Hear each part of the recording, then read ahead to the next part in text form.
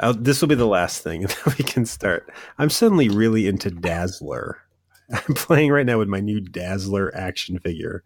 The first action figure I've bought in 3 years. I opened it, and the box came in the mail. And I'm so thrilled because I have some of her comics coming in the mail. And I thought, Bob's going to want to know this. I'll tell him right before we start the episode. I like Dazzler. I do too. She has roller skates. She dazzles. She what? She if it was Bedazzler, would you like her? I would like her less if it was just, here's my sweater with beads on it. But I like Dazzler.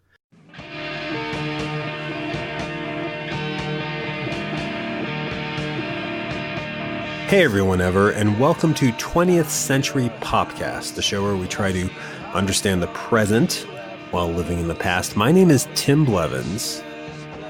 And I am Bob Canning. And I suppose this would be a good spot to say, what was that? I don't know.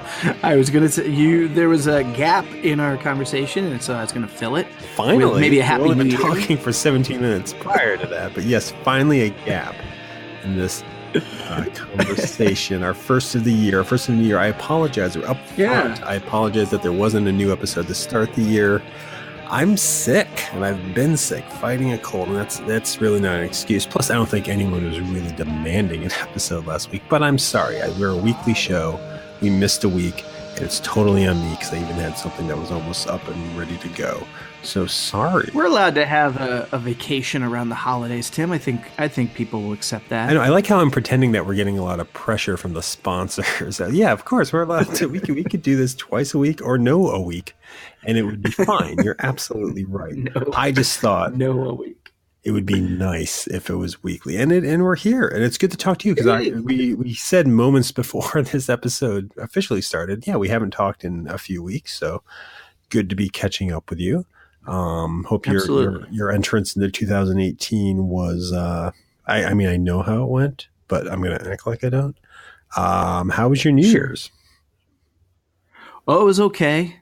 A lot of illness in this house. You were fighting a cold last week, and yeah, my wife has to have a procedure. Nothing crazy, all routine, but thanks for laughing at that. Well, I'll tell you, you won't share her name, but you'll share this. See, as I was starting to, as I began sharing this, I realized I shouldn't be sharing this. This is not something she wants people to know. So I went very general with it. Procedure, mm-hmm. No details. Everyone's fine. Happy New Year. My New Year's was fine. No one just asked me, and some of this will get edited out. Yeah. How would you start the show, given the opportunity just then? How would you have done it? I thought we kind of were starting the show. We were. You did your intro. Mm-hmm.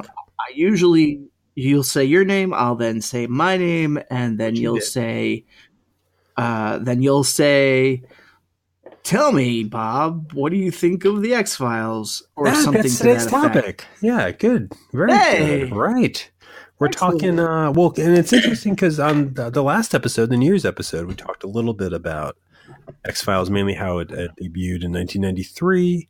Wasn't something we were watching yet, but you commented on how this was a big show for me. You did mention that. And I kind of we thought, in honor of the show. So they've done a new season of it. 2 years ago, there was season 10. And so season 11 started last Friday. So kind of, I thought in honor of that, hey, let's do an episode about the X-Files. And I got to say, I saw last week's premiere, and based on last week's episode, I'm almost willing to say that I'm over the X-Files. Oh, really? It was crap. I did not. It felt I did weird. not. Yeah. You haven't. Is it weird that it's coming back like in these fits and starts? Like it was 2 years ago that you had the last quote unquote season. Mm-hmm. And then before that, it had been what, 6 years, 7 years? Prior to that, it had been 14 years or 13 years. 14 years. Went off the air in 2002. Holy cow. There was that movie in 2008. Did you watch the second, or did you watch the one from 2 years ago when that was aired?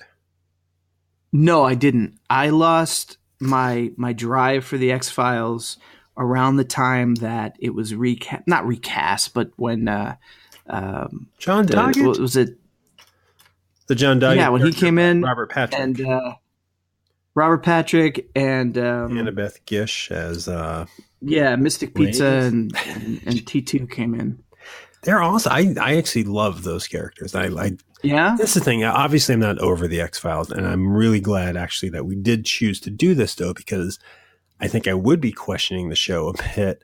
And we'll talk. We watched 4 episodes from the first season, which we're going to talk about very quickly though. Yeah, I don't. This is kind of proof that not everything has to come back.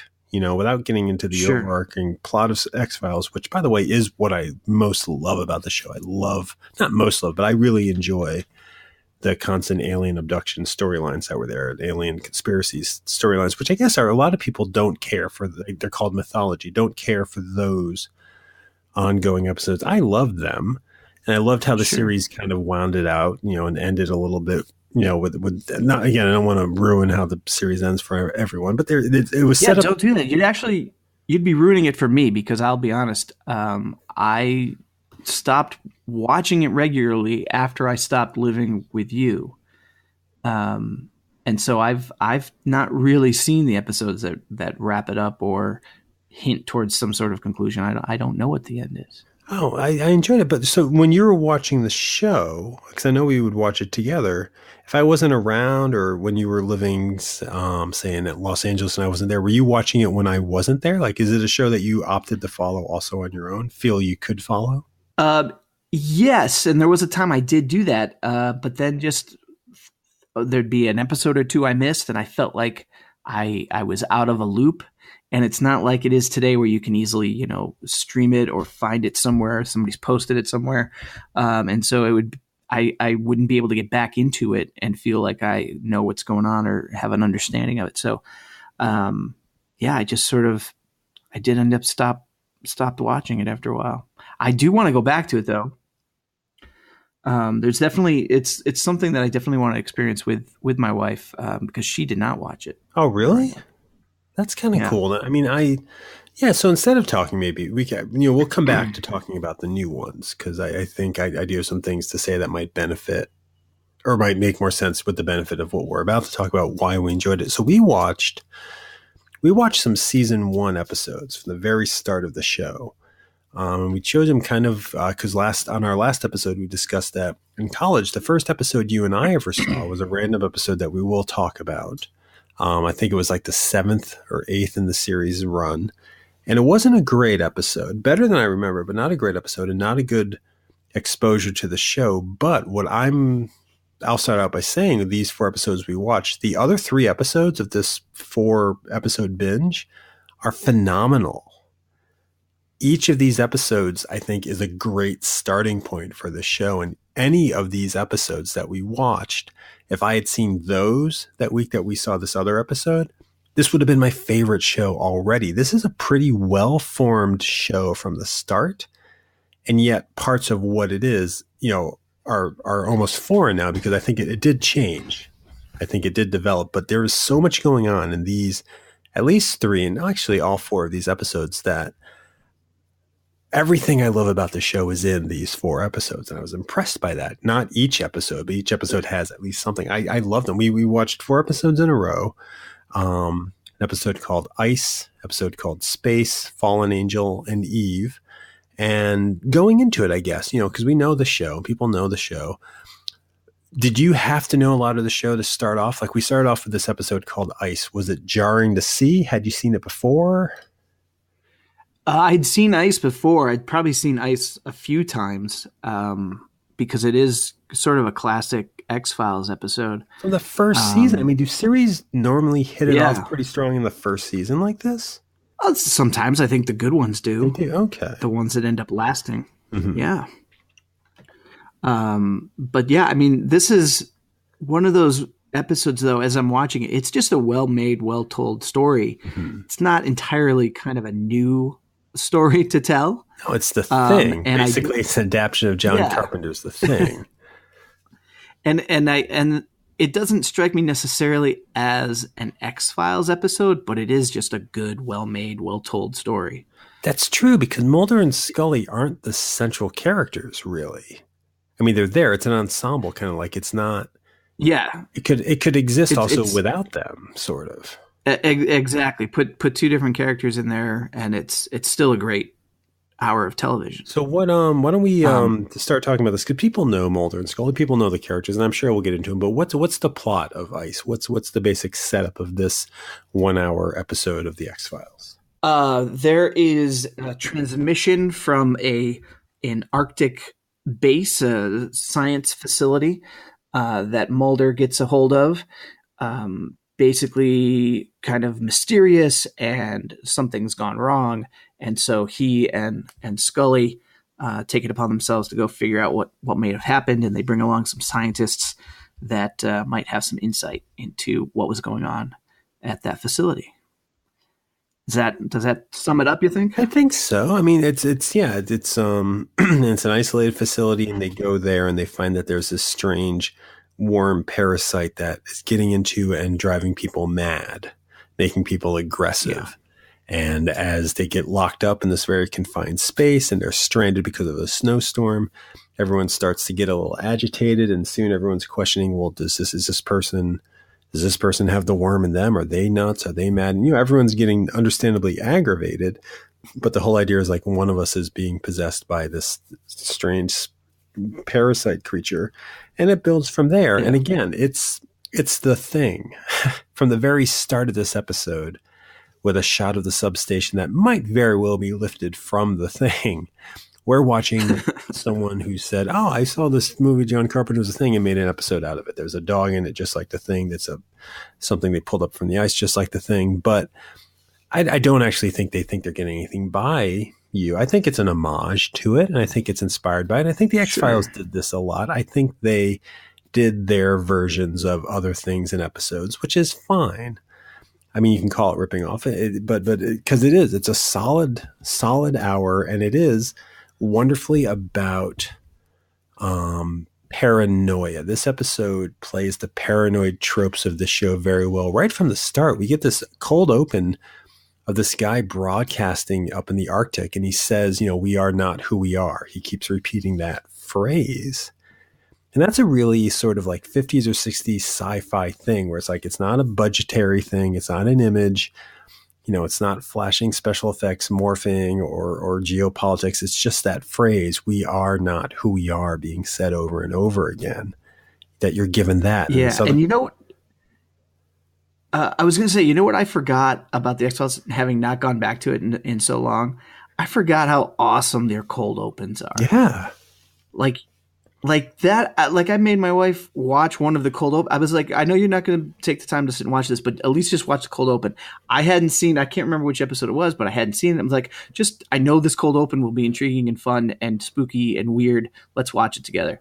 And this one has it. All the episodes, even the one that I think is a really crappy episode, has a decent cold open. Yeah. And this one started off perfectly. Well, and I think, and maybe even season one, eventually I think Mulder and Scully showed up more in the cold opens, but a lot, it's in a way, they're very formulaic, and it's like, this is going to give you the setup of the show. Mulder and Scully are FBI agents. Yeah. They're going to investigate a case. It's like Law and Order. It's like any procedural show where it's like, we're going to give you what they have to look at, and then by the contrivance of the show, they're going to encounter it. But the difference with that, I mean, the X-Files, this is, I think we're going to see as we talk about this, I learned a lot about writing and storytelling from this series, from the structure of it, how they told their stories. And I think the show is a procedural. It has its formula, but these little openings, the plots that people are bringing to them, especially in these first 2 or 3 seasons, this is the Twilight Zone. This is the Outer Limits. This is kind of your horror anthology that doesn't need the tied down plot yet of, I don't mean tied down in a bad way, but it's like, that the show's going to have Mulder and Scully and they have to investigate it. All of that. But these little teasers act as their own sort of bizarro very artistically put together, very bizarrely written little mini movies. Yeah, like you're saying, they stand on their own. Like, what did your partner, your wife, think of the sequence that she watched? Because I find it odd that she ended up not watching it. Oh, she didn't. She couldn't. Yeah, she's too free. Oh. She's not a fan of horror and thriller type things, and so she refused to. It was in the evening. And so she didn't want it to be like one image that she got stuck with as she was going to bed. But I do want to watch these with her, especially these early seasons that I remember so fondly. I've made her watch a couple episodes, standalone episodes, from later seasons, sort of the funnier ones, because I thought she'd enjoy those and it might intrigue her. No, she didn't get to watch the cold open. It ended up being, I think it was Eve, now that I'm thinking about it. That's a great open too. We'll get to that one. But with this, this is a good episode to show. I would show this to someone if I was going to say, like, why don't you check the show out, even though it's a little atypical, because again, I don't, and it's early in the series run too, but Mulder and Scully aren't necessarily their characters yet. They're great actors, and it's a great concept. I know it's you got the skeptic and you got the believer, but then you can also twist that. You got one's religious, one's not. You have all of that going, but they're not necessarily the heroes of this story. No one's a hero of the story. You have Felicity Huffman play, like, that's the thing. There's a lot of recognizable actors in this. You have Felicity Huffman playing one of the research scientists. You have Booga from Tank Girl in it as the helicopter pilot. You had that, and I didn't like him at first, but he really grew on me. I'd forgotten it. The nerdy guy who listens to sports there, and I'm forgetting that actor's name. I've seen him in a lot. Yeah, I don't know his name, but he was very, like, as soon as I saw him, I was like, oh, we're not going to get that annoying character that he does. But in this, he was kind of just sort of tamped down from what you usually see him doing. He's usually loud and obnoxious. You did recognize him then. Like, he does comedy. Oh, yeah, totally recognize him. Totally recognize him. And then Xander Berkeley as well, who is a character actor that the moment you see him, you recognize him. He was the other scientist. What else has he been in then? He's in Terminator 2. Oh, he's gosh. John Connor's dad. He's in is he dad, in that? Maybe not. Maybe he's not. I see him in lots of TV stuff. I think he was like in 24. He always plays like a military type of guy. Would he have been a big actor at the time of this, do you think? Probably not someone I would have recognized. I wouldn't have recognized any of these people at that time. I don't, because it's so long ago. That's what struck me. That's what struck me. I'm trying to say, watching this, is how old this episode actually is. And it looks it. They as actors look very young, but just the way this show is put together, it's not cheap, but it's sparse at times. It doesn't show you stuff like this. The effects they show you are pretty gruesome. Like the parasite is moving around first in a dog and then later in someone else. You see it moving into the skin. That's a pretty gruesome effect. Like, that's well done. The parasite itself is a very not cheaply done, but it's a lot of it's CGI, like early CGI. You can kind of see that, but it's so sparse looking, and they work so hard, and we'll see it in another episode when we get to it. I'll talk about it. They work hard not to show you stuff because they can't afford it, and it really works. This episode built one set, basically. There's some stuff outside, but they built one set, and they move around it, and it's very intense. It's very claustrophobic, and again, it's very paranoid driven, the whole "we are not who we are" thing. I get that. That's creepy, doubting what you are. That Mulder and Scully kind of have to decide: do we destroy the swarm? What if it gets out? Is this? They jump to the conclusion of what the worm is. They jump to the conclusion of it could destroy the planet, and it's fine. It works within the context of the show. And at the end, there's a government cover up where they burn the base down. So it's like.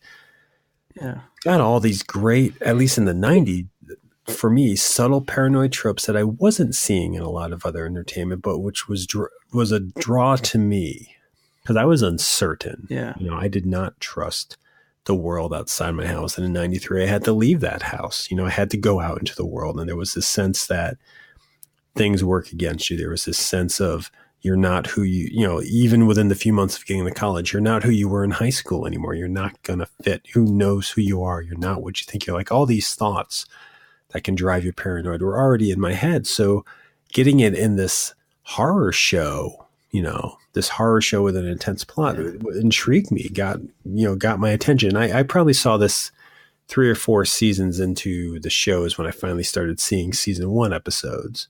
So I didn't see this right away, but it speaks to me. That paranoia really speaks to me. And that when this show works the best, I think, with that, when you just don't know what to trust, when everything is working against you. And I think this episode started well with that. Yeah, it's a fantastic episode. And it's sort of a letdown to move to the next one, because to me, the next one is not, it's not even just a bad X-Files episode. I feel like it's just a bad episode of television. Well, it's weird. The next episode, why don't you? It's the one we first saw together. What's the next one? It is, ironically. So it's episode 9 of season 1, entitled Space. We didn't see the entire episode, if I'm remembering correctly. When we first saw it, we were flipping around and came across what was kind of a weird image. If I'm remembering the scene we saw, and maybe you remember it better, but I think it was near the end of the episode where the one older astronaut who's now the commander of ground control, I think, older astronaut now in charge of ground control, is like freaking out in his bed, looking up at the ceiling, sweating, looking terrified. And then this ghost face image kind of appears over him. And then he throws himself out a window. Well, I think that's a couple scenes spliced together from what you said, at least from what I remember. But all those things do happen. Yeah, because I think we saw from the beginning, I want to say, the same thing happens. See, I have a strong memory of the face and the ghost, and the close-up of that guy's head looking petrified, and then the weird effect of a ghost face. But I didn't, prior to watching this, I didn't have any recollection of what the episode was actually about. Well, it's about, and so this thing we're talking about, it's the episode is based on the face of Mars. And there's this very famous photograph when I forget what the name of it, a Mars probe that Earth sent to Mars in the late 70s, took some pictures of the surface. And in one of those photos is what looks like it could possibly be. It looks like the head of the Sphinx almost. It's a shape that some people say it's called the face of Mars, and it looks like a face. Like people say it's an example of a giant statue or something built on Mars. Other people say it's just rock formations and tricks of light, but it's a creepy image.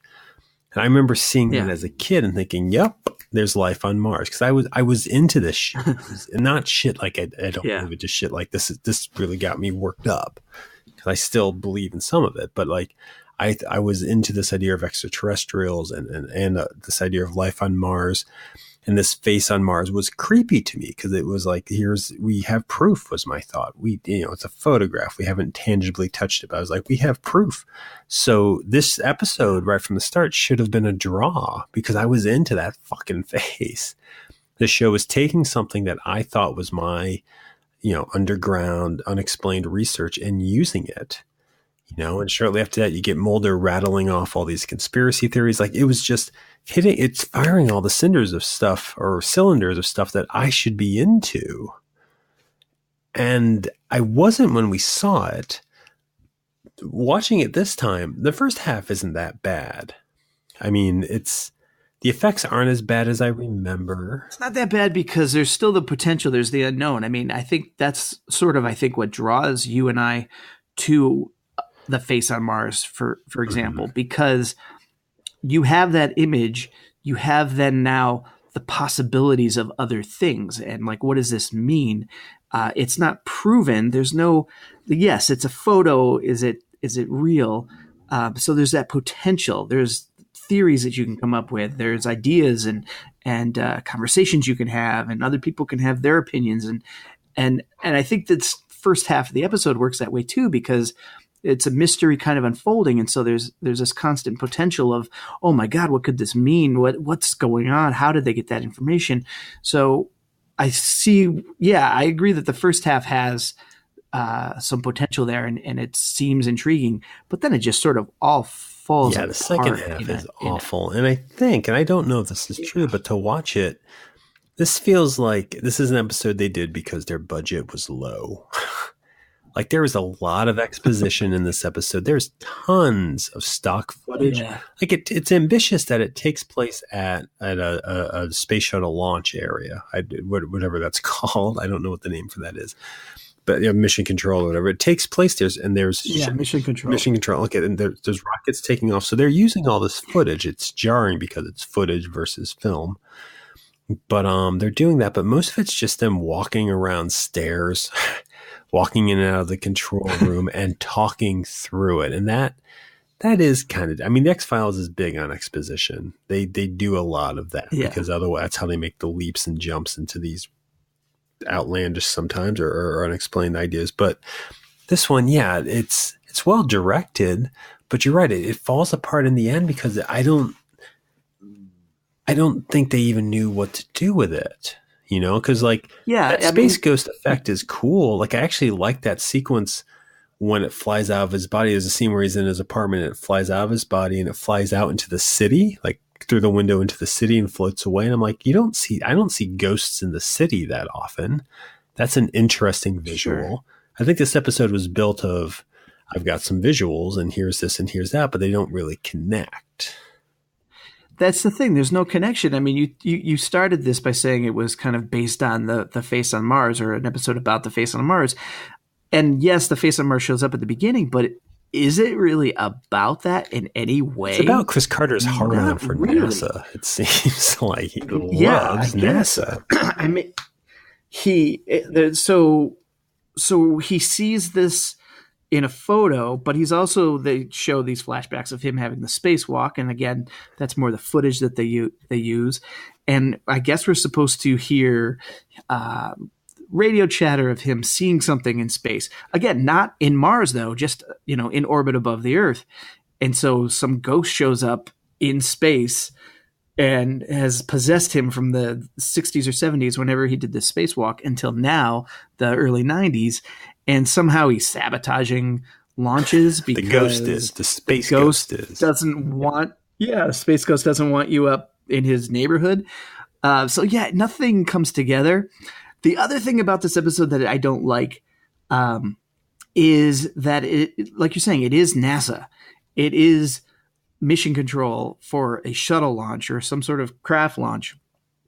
And to me, that's not something the X-Files would have gotten involved in. It's too big. It's too large of a thing. I like the X-Files is great because it would find out about this one mysterious weird thing. And these other episodes, I think, Fallen Angel's kind of big too. And I didn't like that aspect of it initially. But the other two are kind of these smaller things that they just sort of catch wind of and they go and investigate in a small town, to regular people. And so that's the other thing about this one I didn't like. Not only did it not come together, but it was NASA space program. Something's going on. Why are these the only two that are involved in this investigation? It just nothing worked. Well, I mean, they're Scooby-Dooing it. I mean, basically Scooby-Doo doesn't exist as a show unless they encounter the haunted park or the haunted candy factory. So they have to stumble into it. And X-Files does the same thing. You don't have an episode if what they're investigating is, drug trafficking or so I'm trying to think of a simple crime that the FBI investigates. You need them to get into these bigger things. And again, they're at NASA. Maybe, I don't know. I don't have a problem with a lot of this episode. It is kind of the end because it doesn't go anywhere. It gets ridiculous because everyone's seeing the ghost. They see part of it is that there's a shuttle in outer space that this ghost is, I guess, sabotaging. And they play audio from one of the astronauts shouting some kind of ghost outside the ship or something. It's like, well, that's weird. But wasn't that part of the flashback? Wasn't that supposed to imply what happened to the older guy who's now the leader of mission control? It also happens in the modern day because doesn't it sabotage a ship? Because they have to land. That part, I hate that. It's like, we can land the shuttle. and Mulder's suddenly Yeah. skilled at guiding like a shuttle to land. Yeah, all that stuff's crap, and it's supposed to be pat on the back applause. Yeah. The show was young. I don't think it knew what it was doing. And I think even Chris Carter admits that this is not a great episode. It's not the worst piece of television ever, and it's probably not the worst X-Files episode. It just, it does kind of, it doesn't quite, and for an episode he wrote, it doesn't quite know the show, except that there are a couple things in this that I still liked. I mean, more than the previous. What did you like? More than the previous episode, this feels like it's Mulder and Scully. They feel like characters. We get a little bit of Mulder's backstory in that he wanted to be an astronaut, and he has this fanboy nature of meeting an astronaut. You know, that stuff, because especially in these earlier seasons before the romance was there, I love watching these two characters interact because I like that Mulder, and now that I'm older, I'm like, Mulder is very narrow-minded for someone who has all these theories. Like, I like how he always looks for the most extraordinary theory, but it's kind of like, you're not looking at facts if that's what you see all the time. And I think when I was younger, I thought, of course, that's how you see it. And it's the nature of the show. But now I'm like, he sounds like a nut half the time. But then Scully, like the character of Scully is an amazing character because she is skeptical of what he's saying, but she's not skeptical of him as a professional. Like, she admires the work he does. She admires his drive, and she supports him. You know, I think as the characters grow, she supports them, and it becomes a bigger deal because when their jobs are on the line or when the world's on the line. And I've always liked that dynamic. And you see some of that in this episode. I enjoy seeing that play out. And I love watching them at such a young age because they knew these characters pretty early on. They knew what they were doing, or they were making fun of it, and it became the character. I can't quite tell with David Duchovny. I don't know if he's a good actor, and if he is, I don't know if he enjoyed this role, but it's fun to watch them, and I will take watching earlier seasons, younger Mulder and Scully meshing. The other thing this episode does do is they're talking about how this ghost sabotages space programs and space flights. They mentioned the Challenger in this episode. They upright said this ghost sabotaged the Challenger. That's true. This is 7 years after Challenger exploded, so I guess that's a long time, but the X-Files used a lot of real life atrocities in its stories. It made use of historical events to build this mythology of the show, as they always call it. You know, there's a lot about World War II, Operation Paperclip, a lot of government testing on people. There's a lot about the JFK assassination. There's this. I mean, they put it in there in such a way. In this episode, it doesn't necessarily work because it seems a little ridiculous because we don't like this episode. And because something about that seems a little jarring. You know, it's like, at that point, it's like 7 years later, are you allowed to make fiction out of these people's death? But I do like that in the show. I like how the X-Files would always find a way to integrate itself into the real world. Like, I don't understand half the time the science, the medical science that Scully's talking about, or how a computer works science that they talk about, but it sounds real and it's somehow working into something that exists. So it makes the show, to me, I was believing a lot of this stuff anyways, but it makes the show a little more like, oh, of course it's aliens. Of course it's a Loch Ness Monster, because it ties into real world facts in an interesting way, which is great. I think that's a great way to write. Yeah, absolutely. I don't know if I'd enjoy the show as much if it was more far out there, if it was more space opera, you know, kind of making up the science as they go along. But to base it in reality, it makes it that much more relatable and enjoyable and would you like if it was less science fiction-y? Like, if it was less about, like, if ultimately, would you like an episode where they do just go out and research a real world FBI case that we know exists without all these other extraneous fantastical elements? No, I mean, I think that's what makes it. No, that makes it the show, those fantastical elements, but they're not like, and I'm not as versed in all the episodes as you are, so you might correct me here, but all of the things that are out there that are fantastical all have a little bit of reality to them, or at least there's something to latch onto. Just alien encounters. Sure, that's feasible. That could be out there somehow happening. What are some others? I'm trying to think off the top of my head. Like shifting, super viruses, time travel. Yeah. All of that. Demon possession. You can find something in the real world that, recordings of exorcisms that exist, that are real. And so to kind of put that into the show and add visuals and add a little more mysticism to it is what draws me to the show. Now, are you, at the time, anyways, were you a believer in some of this? Like, do you think alien abductions is something that happens in the real world? Yeah, it's something that I still can't tell you that it doesn't happen. Mm-hmm. I think at that time I probably believed it or wanted to believe, to coin a phrase. Much more than I probably do now. I probably don't think about it as much now. Well, this phrase you just invented, that's interesting. This wanting to believe, you want to believe.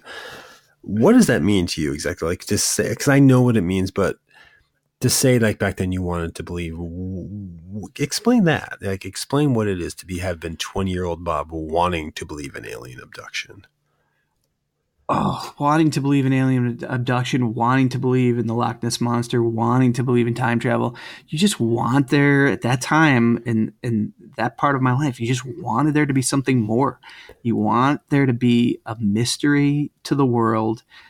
You want the world to just have these phenomenons that exist beyond your trivial daily got to get up and go to class life. You want to be able to suddenly find yourself, maybe there's a potential of seeing a craft in the sky and seeing a ghost in your hallway or in the Charles Gate elevator. It's like you just kind of feel like there'd be more to your life if you knew that there was more to the world out there. Maybe that's what it was. I mean, makes that is a great summation of that phrase, by the way. And that is definitely something I can relate to now. But you at 20, do you think that was how you felt? Like, do you think you would have had that thought? Like, I explicitly believed without a doubt that aliens were visiting Earth, that aliens were abducting people, that Whitley Strieber wasn't nuts, that Bud Hopkins knew what he was talking about, that Linda Moulton Howe solved cattle mutilations. Like, I believed all of this. Now I understand what you're saying, where it's like, I don't know if I believe it because I just have people's stories and books. I want to, like you're saying, because I want the bigger scheme. Everything you just said, I get that now. But me watching this at 19, 20, and then through its run, felt without a doubt that these things were real. And that this TV show was tapping into that. Like, I don't think I thought this TV show was necessarily representing this exactly what was going on, but I thought, no, this is real and they're making fiction out of it. And so it strikes me odd that I would enjoy that fiction. Because isn't that almost treating my beliefs as tripe, as crap, as not real? Because you make a fictional show out of it. Yeah.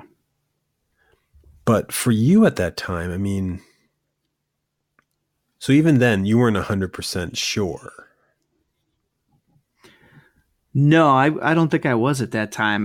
For me, it was still always just the potential and the possibility that it could be, but I didn't believe it. I hadn't seen enough evidence to believe it. What were you looking for evidence? Because I mean, I must have seen the same evidence or whatever as you saw, and I was convinced because I read it in books. Again, that's where it's coming from. I think for me, I wanted to see it. I wanted to witness it. I wanted to be the one discovering it. I wanted to be the one exploring and finding it, putting the pieces together to open a time warp. I felt like that's what I needed. It's like I needed to be the one there with others and experience it that way. Mm-hmm.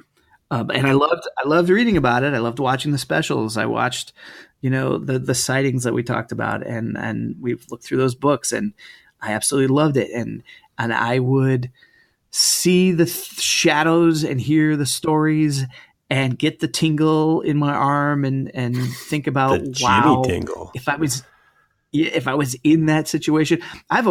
There's one, I think it was on the sightings or some such episode where this has always stuck with me, where there was a video footage that somebody took of a craft or something over his house, and they're filming it, and their house is in the bottom of the picture, so you can see that it's above, whatever it is floating above their house. And they go back inside, they say, and they replay it and they watch it. And as they're watching it after the fact, they see in the window of their home in this video footage a figure, a shadow. Shit, I have this on tape. I know exactly what you're I've watched it with you. This is where I saw it. Okay. I was like, I've seen this too. Yeah. And that is just the creepiest, freakiest thing I've ever seen. Yeah, they pan down. You figure waddle across past the window. Yeah. And to see that, I want to believe that is a creature from the craft, and that they had left the house to see it, to see what was in the sky, and therefore they didn't realize something had gotten into their house. That concept and that visual that they have is fantastic. I probably would have needed to be there to fully believe that. But seeing it, I wanted to believe that was what they were talking about was real. Yeah, I mean, but for me, I need to be there. I assume we both were struggling with the same feelings. I think we approach it differently because you're right. There's nothing saying we should believe that. We just want to. You know who didn't believe it, by the way? That was an episode of Inside Edition, and Maury Povich, they would cut back to him. Was it? So dismissive. I think his line was like, remember it was Halloween, maybe it was a trick-or-treater. So it's like basically saying, I'm a newsman, god damn it. What was that clip? But and look where he is now. Exactly, right? You could have been a trick-or-treater, could have been a guy hosting a show about if you're I don't have a joke there. Thought I did. I don't like you, Mark. No, don't abandon the joke. He lucked out. He married Connie Chung, who was an amazing reporter. And I bet that was frustrating. It probably was. Because I bet she reported on dinner and reported on when they were getting in the car to go. And I bet she was just always reporting. I bet it was very I don't know if they're still together. But I don't know, like that video, like watching that video, I'm glad you mentioned that. I believed it, And again, maybe it's just I wanted to because I guess I never separated in my head. I never started pulling apart. Well, wait, why would this happen? And blah, blah, blah. I just, because I wanted to, it's like you said, you wanted to find it. You something is, I guess you wanted to be the person to uncover it. Or wait, what did you say? I'm twisting. Yeah. I mean, I probably said both of those things. Like I wanted to be the person that caught Bigfoot, that would have proven to not just me, but to everyone else that this thing is real. And I think you and I we've talked about this before. We've both had experiences where we were there and something did happen with ghosts. Yeah. And And so to varying degrees, I do believe in that sort of stuff. But at the same time, it's like, you start to doubt yourself, or at least I start to doubt myself. It's like, oh my God, that just happened. That was so real. I believe it so much. And then take time away from it, spend time away from it, talk about it more. And could have been that. It might have been this. Mm-hmm. Like the rationalizing of it. Yeah. Well, yeah. I mean, that's the dichotomy of those two characters to a degree. I think of Mulder and Scully is that. I mean, Mulder is the let's go find. I mean, I think with this stuff, I always wanted to be the one who blew the lid off of it. I would read these UFO magazines as a kid, these books. I thought I was building the knowledge and I was going to prove to the people, no, it's true. It wasn't necessarily that I was going to find the UFO, but I was going to point like, here's the files, see the government lie. Like I wanted that because that seems so important to me. So obviously this Mulder character was so endearing to me because he was that character.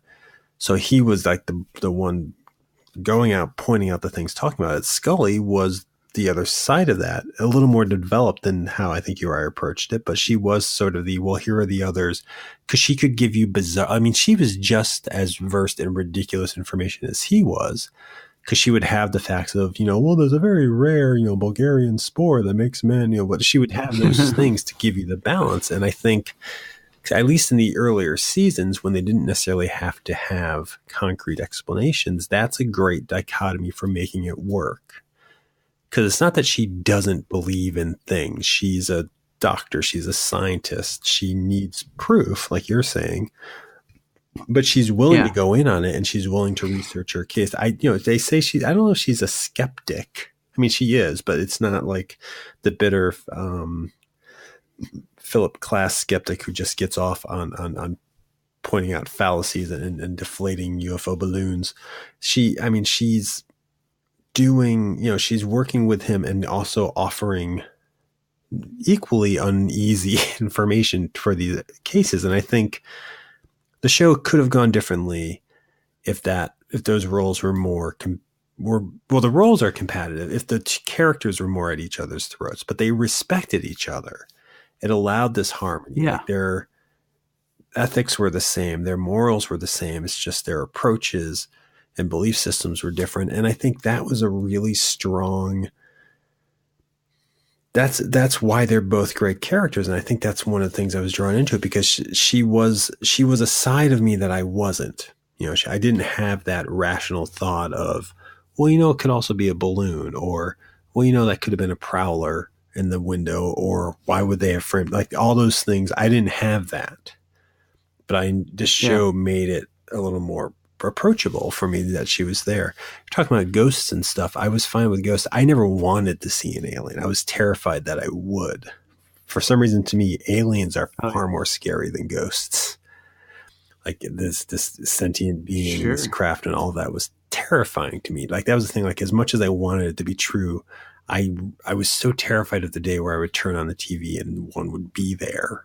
The evidence would be made. I must have seen stuff as a. Have you ever seen anything like? We've both had ghost experiences. Have you ever had an alien? Have you ever seen a UFO? No, I've never seen a UFO. I've never seen an alien. I think I saw an unidentified flying object. I'm not saying it was from another universe, but I saw one in Boston one time. It could have been like a Mylar balloon, except it just stayed in the same spot for a very, very long time. It looked metallic. Nobody else around me saw it. It was a busy day. It was like one of those scenes from a movie where I'm like the one guy in this crowd of people, commuters walking around, going to and from work. And I'm the one guy standing there looking straight up for like 10 minutes straight, waiting for this thing to move. It was a very odd thing to see. When was it? What was the year?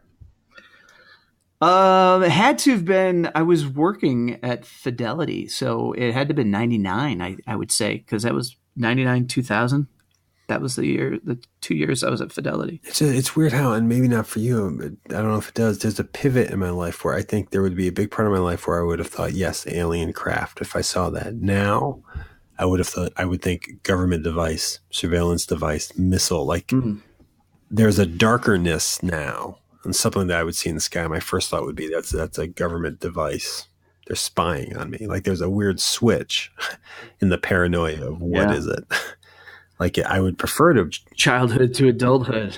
Well, I don't know. It's childhood to adulthood or events to events. I don't know. That's the thing. Like, we're jumping ahead a little bit and we're jumping into the next century, 21st. But X-Files was becoming a rickety machine, I guess, towards the end of its run. It kind of stopped working after New York was attacked.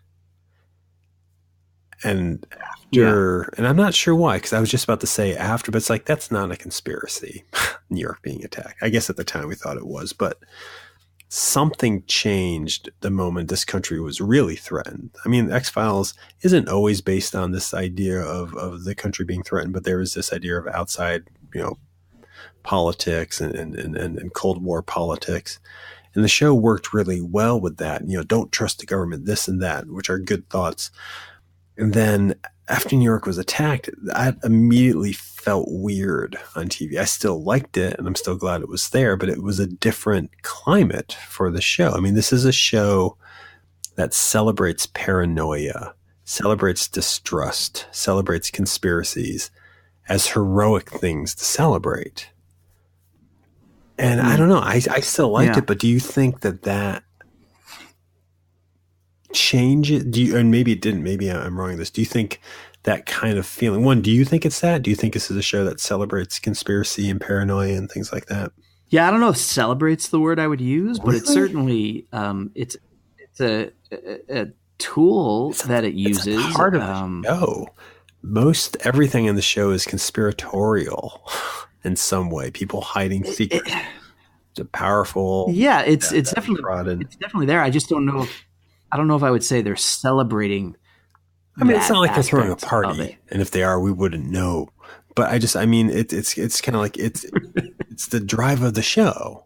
So maybe it's not celebrating, but it's like it's the fuel of the show. It's the energy of the show. Is don't for sure. Trust no one, and that's your catchphrase. And you're wearing that on a T-shirt. And it's also the drive to figure it out, or to be there when it's figured out, to watch it to its conclusion. And yeah, I think you're right. You lose your taste for that after something like that happens. I mean, I did it, and so you're not you want to lose yourself in. You didn't? Is that what you said? I mean, not entirely. Did not. No, I mean, I guess because that's the thing. Like, the show was always entertaining, but I don't think it was ever just entertainment. I mean, I think I did take things for good or for bad from the show.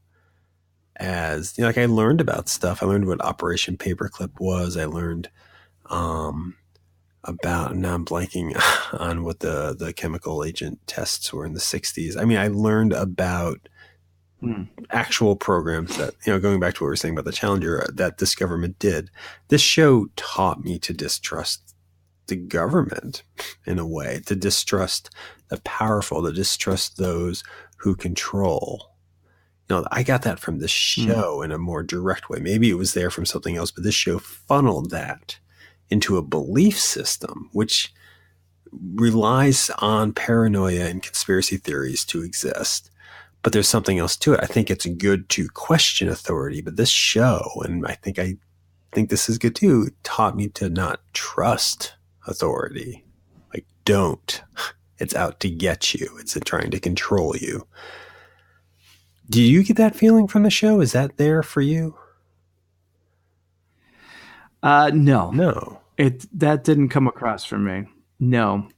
For me, it was sort of seeing these theories and creatures and ghosts and alien things that I've talked about, that I've read about, that I was interested in, seeing them put into these storylines and brought to life in a way that I was never able to do myself. So that was my draw. And I never, I mean, the whole trust no one thing worked in the story, but it didn't spill into my life. Do you like the standalone episodes more than the because the show has this overarching alien conspiracy plot line that usually... Yeah, I probably do.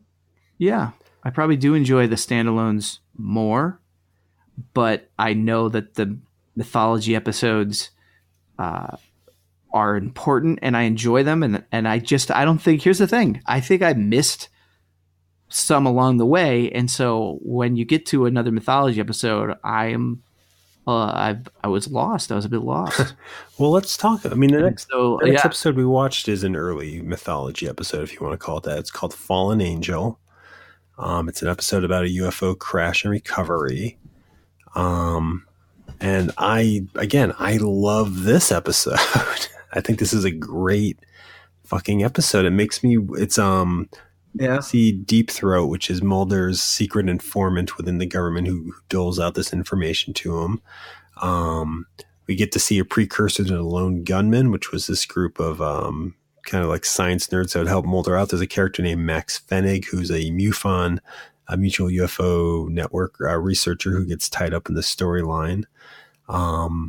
and you know, we see Mulder trying to uncover this government conspiracy, which is that they're trying to scooped up the remains of a crashed craft, but they lost the alien. They're trying to find it. And there's this whole mysterious storyline with Deep Throat sending him on this mission, and you don't really see what the alien looks like. You don't really see what the craft looks like, but it's this idea that there's a military presence and they're trying to silence the whole thing. And I fucking love this episode. And I wonder when they wrote it, when they were putting it together, did they know the conspiracy yet? Did they know what this overarching plot line they were working with, or were they just throwing stuff out? Because first couple seasons of the show never really stopped to explain everything. Like, we don't get anything in this episode of really what's going on with the alien and the craft. And I think that's fine. Like, I love this episode. It throws out Gulf Breeze sightings, crop circles, the abduction scoop marks that people get when they're abducted, Project Argus. Like, they throw out all these real world things again into it that just makes it feel like this is really happening. And you have Mulder infiltrating the base and getting caught up in it. And Scully has to come, I think, to get him back to Washington, D.C. because the X-Files are going to get shut down if they don't go to this review. So you have them working against time. You have them working against the bureaucracy. And this is why I think I like Mulder. And this episode sets it up. Like, he's this rebellious truth seeker working, you know, against the bureaucracy, but also, you know, trying to usurp the dominant power. He knows that there's this group of this cabal, the secret group of men running the world, and he was trying to overthrow them. And he gives a great little speech at the end of it, right to their faces, about the truth and about fighting for the truth. I didn't write any of it down, but that was a rallying cry, stuff like that, to me as a kid. Like, I would see this episode and I would be so wanting to talk and be like that, sticking it to the man in power or whatever, without really saying anything. But I mean, this is why I like Mulder. I think he is this rebellious punk character in a way. You know, he's established as an outsider. He's established he was in the basement and in all the files nobody wants. And he can stand up to the government. I mean, did you like this episode? Yeah, I enjoyed it. I still kind of felt like it was bigger than what I remember these X-Files episodes being. One did? Like, it just... I mean, I think they handle it so well. You never get to see anything. It's all kind of blurry. You don't really know what's going on. Yeah, but I mean, there is a point near the end where you've got the military, you know, calling out coordinates or something and trying to capture or kill this rogue alien, which just to me again seems a little bit bigger than I remember the other types of mythology episodes being. Everything was a little bit more, well, I don't want to say more mysterious, but like I don't remember another episode where there is actually an acknowledged alien running around that they're trying to kill and capture. Does that happen at any other point? Does. And not just that they are, but that the military, this general, the whole, you know, shutting down, you know, closing down a whole county, just seemed again bigger than that's a ripoff of Close Encounters. But. Yeah, they Close Encountered it. Yeah. Well, so that aspect of it didn't feel like the X-Files that I remember. But again, I haven't been back to it. Like, you've got that's the thing. Not everybody knows. And I think this is important in the show. You have people within the government who know there's an alien loose. You have the leader of this military unit, the general or whatever, the guy who's kind of in charge of the unit, who knows there's an alien on the loose. I don't think the men he's with know. I think there's even a line where they ask and he tells them just to carry out their orders. I don't think everyone knows there's an alien running around, and that's part of what I like about this. It's covert, and yet the people doing the covert actions don't even know. I mean, I think back then, and even now, but back then, I'm coming across sounding so paranoid, Jesus Christ. But back then, I think I really believed that's how the world works, is people are in the dark to what they're doing. I mean, this is how conspiracy theories, this is why they thrive in the weak-minded like myself, because you can feel powerful from it, because I know something you don't. But I think this episode, because the alien plot line is big. It encapsulates the whole Earth, all of history. It's a big plot line. But before we knew all that, I always liked it because you find out little bits and pieces. And in this particular episode, you don't get much, except that there exists within the government knowledge of this, and not everybody has that knowledge. And I feel like that's so great and so important to the show. It's so key to how the show works in some of these plot lines. And I think a lot of people don't like the alien plot lines, but I didn't think it was too big at all. I love this episode. This is another one I would show someone if they were like, I want to get into the X-Files. Okay. Maybe I'll go back and watch it again. No, we don't have to have the same thought. I do, because I don't know. To me, it, and again, I'm coming back to it. I basically watched the X-Files as it went along, going back to some episodes here and there because you had them on VHS tape.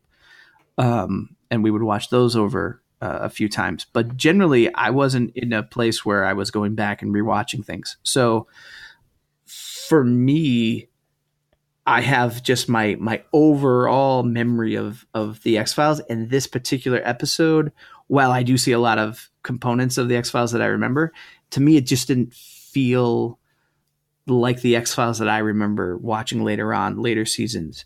Maybe it's because there's the militaries involved in a bigger way. Maybe that's what threw me. Maybe it's Mulder basically infiltrating this base kind of. That was the one part I've written down too. That's not how I like Mulder. He's not a man. He's not an action hero. Yeah. And so maybe that's what threw me. And that happens early on in the episode. And so maybe that threw me for the rest of the episode. I like that he gets in there. I like that he sneaks in. I just don't like that he comes in by holding on to the bottom of a truck. I don't like how he does it. Like this is why he needs help. He's not good at that part normally. I do like Max, who is kind of like you said, like a lone gunman precursor. I like that aspect of it. I like the dynamic between Mulder and Scully in this episode. I like that it comes back to the FBI headquarters and having to defend and fight for the X-Files. But I don't know, something about the military aspect of it and this rogue alien running around and gunfires and explosions just didn't sit as the kind of X-Files episode I liked watching. I would not have missed an episode after this episode if this had been the one we had seen. This just hit so many points of what I love. And that's the thing. It's like if I'm watching this and this is all I'm seeing, absolutely, this is interesting and can grab you. But I'm coming back at it with my history of the X-Files. And so I don't remember watching this one in the initial run. Season 1, I have not seen a lot of season 1. Mm-hmm. And so coming back and seeing this episode, which might be the first time I've ever seen this episode. Oh, really? It might be. So it didn't strike me as this amazing, first mythology episode. Like you were saying, it almost feels like it could be its own little standalone alien episode because they hadn't figured out the mythology of things yet. And so now in retrospect, it sort of fits in there as one of those episodes, but it didn't necessarily start out that way. Well, and I think to talk about the show, I think that's why people sour on the show, or that's why at least the sour on these things is that eventually, and maybe this is just what happens when you try to do an ongoing plot line, eventually you have to start solving things.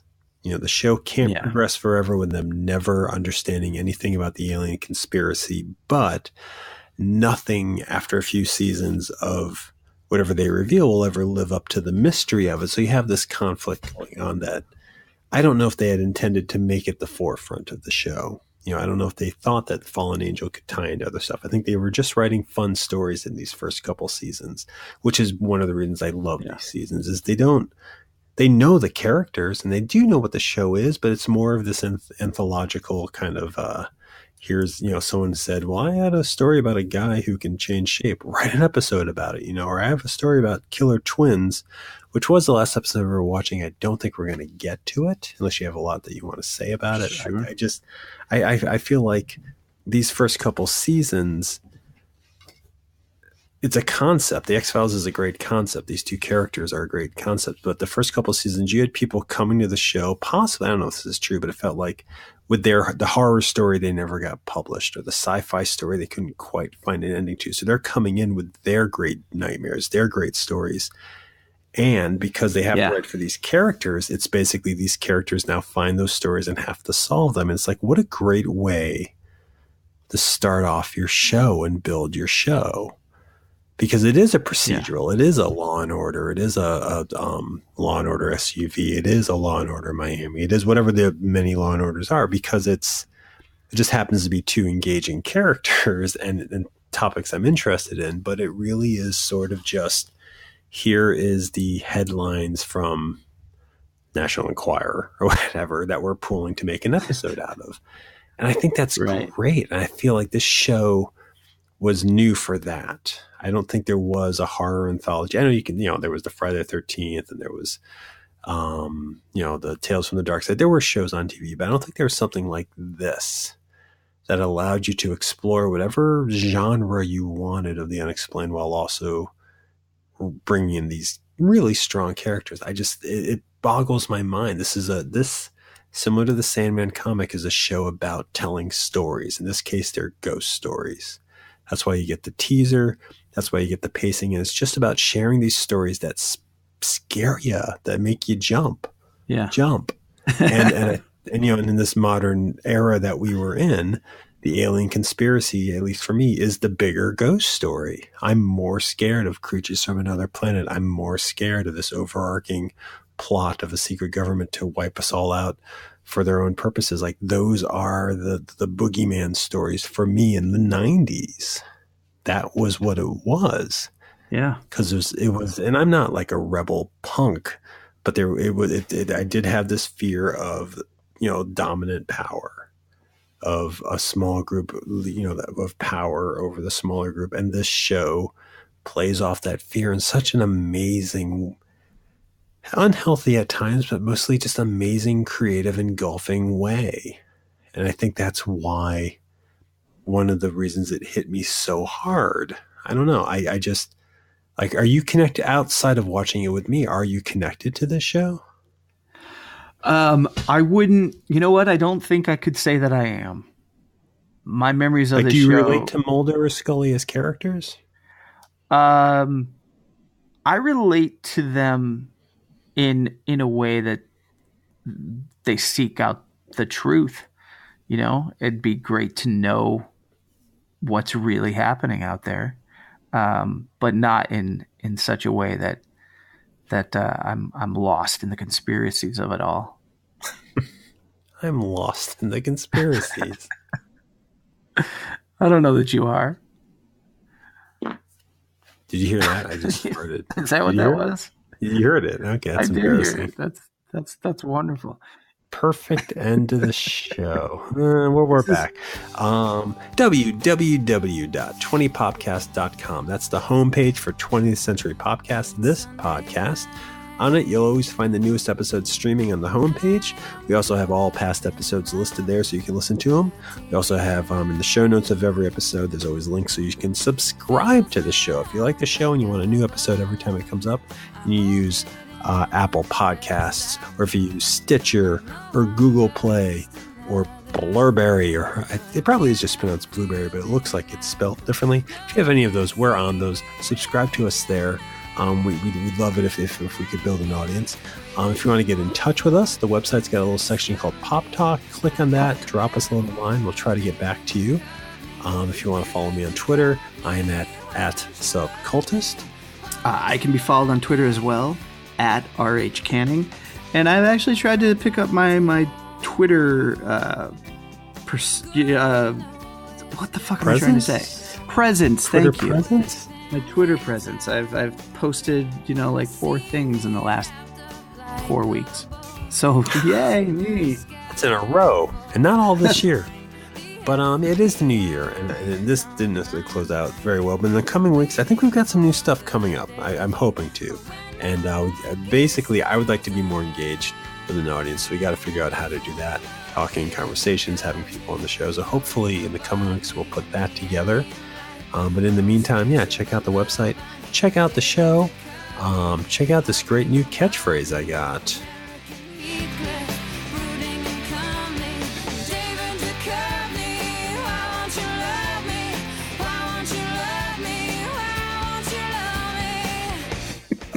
Sorry. What are you apologizing for? I'm sorry. I didn't feel prepared tonight. I think it showed. I thought we had a good middle part. But... I think we got a good middle part, and I think we got a good middle part. People always wait to the middle part. People never stop at the beginning and be like, this is awful, but the middle part's gonna... You're gonna turn the middle part into the most part. Like the majority of the show will be that middle part. That's where your genius lies, in taking out that first 15 minutes, or taking a couple minutes here and there out of the first 15, having a nice middle part that's now, that's like the beginning of this episode. And I don't know how you're going to end it, because that was tough. Don't you think that it'd be great if my strength was just being good at this versus putting the middle part first?